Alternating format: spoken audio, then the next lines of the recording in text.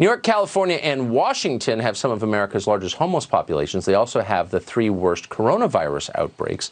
Suddenly having a population that leaves needles and garbage everywhere and defecates on the sidewalk doesn't simply seem disgusting, though it is.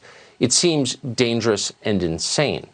Jason Rantz is a Seattle area radio host. He joins us tonight. Jason, thanks so much for coming on. So, look, we're not epidemiologists. We don't know if there's a direct connection between the filth of the places we just mentioned and the outbreaks they're seeing now. There's no proof of that. But clearly, this is a wake-up call for cities that you can't have Calcutta-like conditions downtown, no?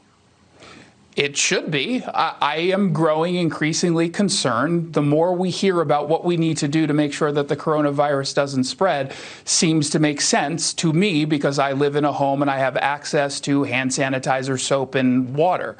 Homeless people do not.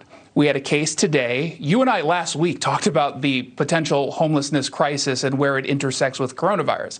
Well, someone last night was put into a motel in a city nearby Seattle. It's supposed to be an isolation site. They suspect that this individual who was homeless has coronavirus. They're waiting for the test.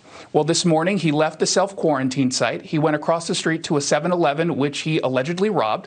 Then he jumped onto a bus and he left. That is a problem. When we have people who are in desperate need of support services because they're living with potentially a mental illness, a addiction, they're not necessarily going to be put in a position where they can just self-quarantine. They need the help. And we have yet to have a significant enough plan presented to the public that's addressing this particular concern. So in other words, if you allow your society to fall apart, as they have in Los Angeles and Portland and Seattle, when a crisis comes, it might collapse completely. Yeah, I mean, that's certainly a concern. I mean, this is something that was a long time coming, and people have been calling this out and saying you cannot allow the homelessness crisis to get this out of control. You have to actually have some semblance of a plan. And simply saying, well, we're not going to sweep people from these encampments and put them in the system because we want to pursue politically, ideologically driven policy prescriptions. Remember, we have a homelessness situation that the city council and this mayor pretends is a direct result solely, almost solely, on affordable housing. They blame Amazon. Amazon is driving up the rents. It's a lie. I'm sorry, but that's not the reason. And waiting to address the actual underlying causes so you can pass affordable housing policies, that's a problem. No, totally. And I say this as someone who despises Amazon, and I mean that. I try not to use Amazon as much as I dislike them.